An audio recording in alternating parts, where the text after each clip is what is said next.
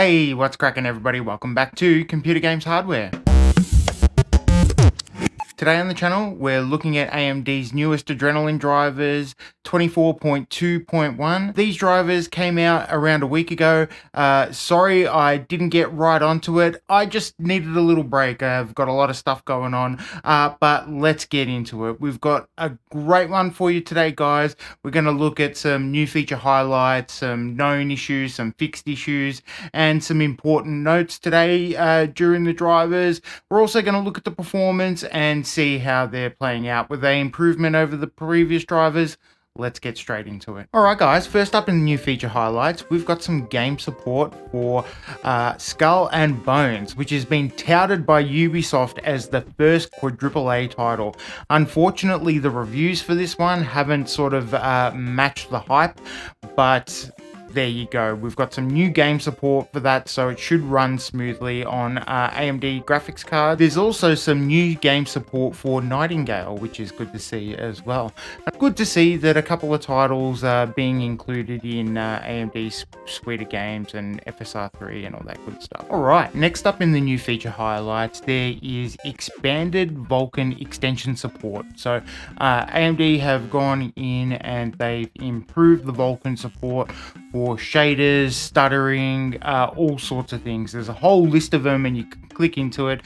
There's a link with more information available, but what they've gone in and done is significantly improved some of the stuttering issues that was seen in the 24.1.1 drive. So if you were experiencing any of those in the games that you played, really worth updating to the latest driver because they've put a lot of work in to fix all the stutters. You can see in the list of Vulkan extension supports, they've got timestamp improvements, rasterization improvements, loading improvements, a whole bunch of things. And you'll see as we go through the fixed issues, there's a number of games that have had improvements to it, like Helldivers 2, Star Wars Battlefront 2, PUBG, a whole bunch of games. So if you play any of those games, really worth updating to the newest drivers. Alright, let's have a look at some of the fixed issues. First up, we've got improvement to intermittent driver timeout on application crash experience while playing Helldivers 2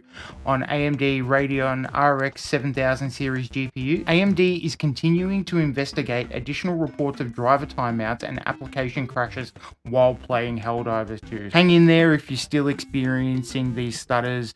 AMD is working on it. They're continuing to improve. Massive smash hit, Helldivers 2, a big one for PlayStation Studios, particularly on the PC. Alright guys, next up there is massive improvements to stutter across a whole bunch of games. Improvements to excessive stutter while playing various games including Battlefield 2042, Destiny 2, Overwatch 2, Monster Hunter Rise, PUBG, Star Wars Battlefront 2. Good news, they're looking through the whole soiree of games and trying to fix them out. Next up, they fixed an issue where Deathloop was experiencing extended loading times on some AMD graphics products such as the Radeon 6900 XT. They've also fixed an application crash on Dead Space where it was experiencing an application crash after enabling RTAO on some AMD graphics products such as the Radeon 6800, so that's pretty good to see. Happy to see that that's been fixed. There's also been a fix to Enshrouded where there was an intermittent application crash when first launching Enshrouded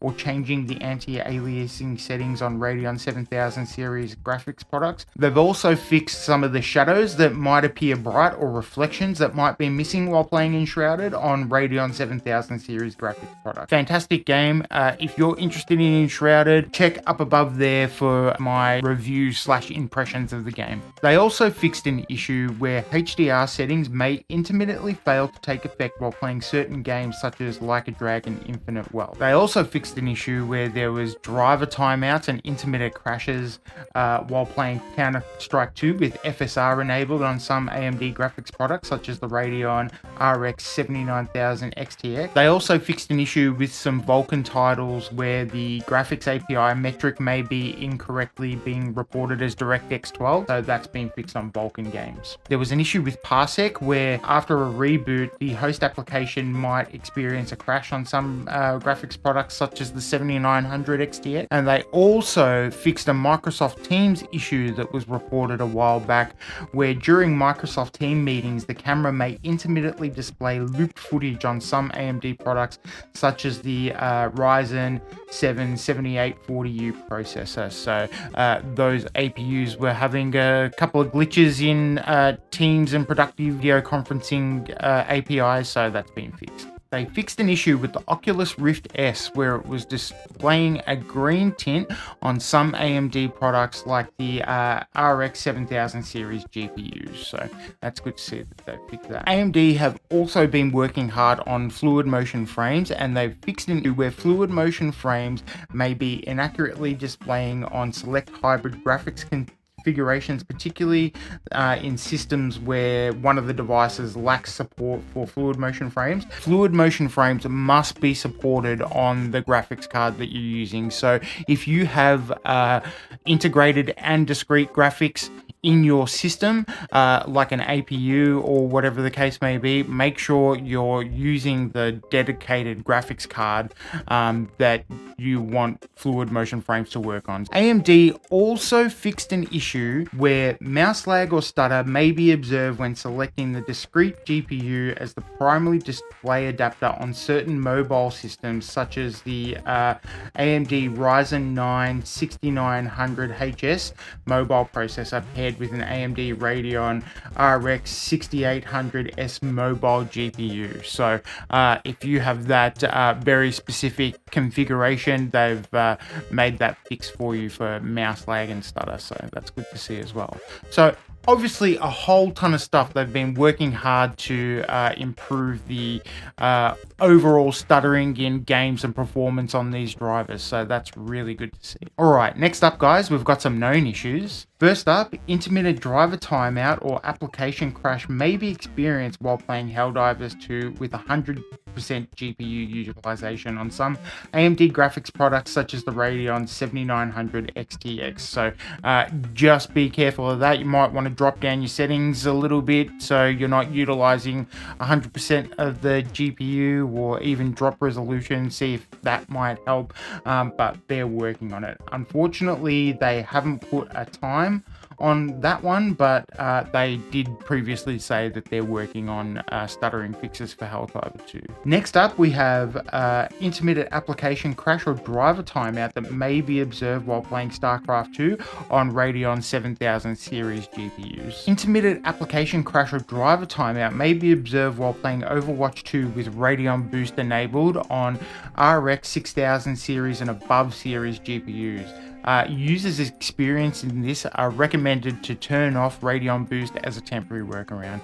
And a couple of driver issues ago, we tested some of the AFMF drivers, and we found that turning on Radeon Boost didn't do much for my 6000 series GPU, and in some instances it performed a little bit worse. So turning that off is probably not a big loss in this instance.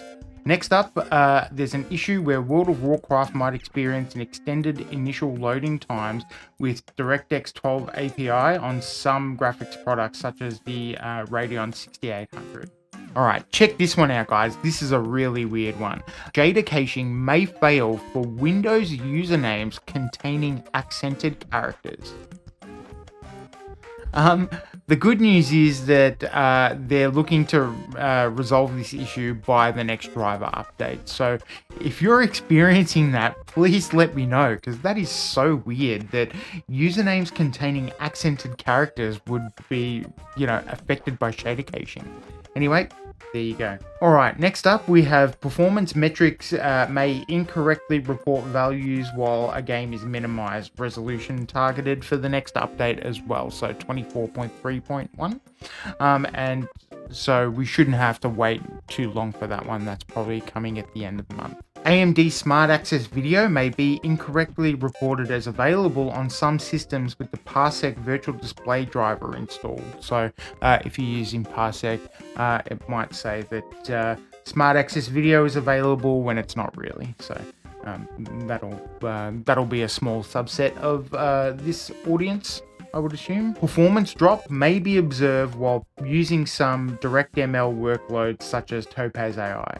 And last but not least, audio and video may intermittently become out of sync while recording using the AV1 codec in the AMD software Adrenalin Drivers. And we knew this one has been on the list for a little while, and the resolution is targeted for Q3. So there's an issue there. I'm not sure why it's so long, but that seems to line up with the launch of the new GPU. So I don't know if it's coinciding with the codec update as well. So we're going to have to wait a little while for that one, but so be it.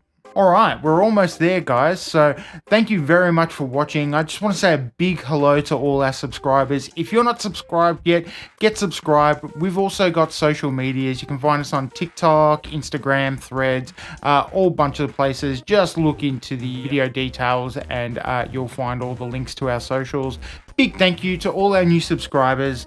Thanks for watching, guys. I really appreciate it. All right, guys, last but not least, we've got a couple of important notes. And first up on the important notes, we've got a classic for users who previously installed the preview drivers for fluid motion frames. Running AMD cleanup utility is recommended before installing the new driver. So if you're still on the preview drivers, now is probably the time to run the cleanup utility and install these new drivers. And then finally, we've got some per game graphics profiles may incorrectly have been set to HyperRX Eco after a driver upgrade. So users experiencing this may use the factory reset option to return all profiles to default. So if you're having that issue, just reset the things. You might want to take note of your settings and stuff and reset to normal and then reapply your settings. All right, guys, let's test out these drivers in a couple of games.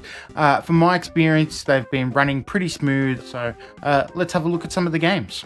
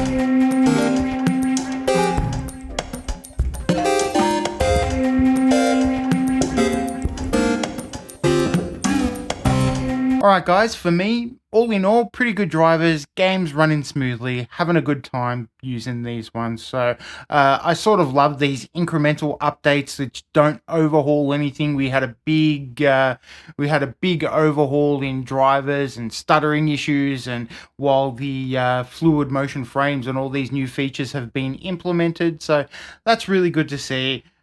pretty good incremental upgrade. Are you guys enjoying these drivers? Are you having any issues? Please let me know in the comments down below. Anyway, that's going to do it for this one, guys. Thank you very much for watching. If you've enjoyed any of the content on Computer Games Hardware, please consider subscribing. And guys, watching the videos really helps me out. So thank you very much for all your support. Big hello to all our new subscribers. Thanks for watching. I keep making these because you guys keep watching them. So thank you very much. And I will see you guys in the next one. Thanks for watching. See you next time.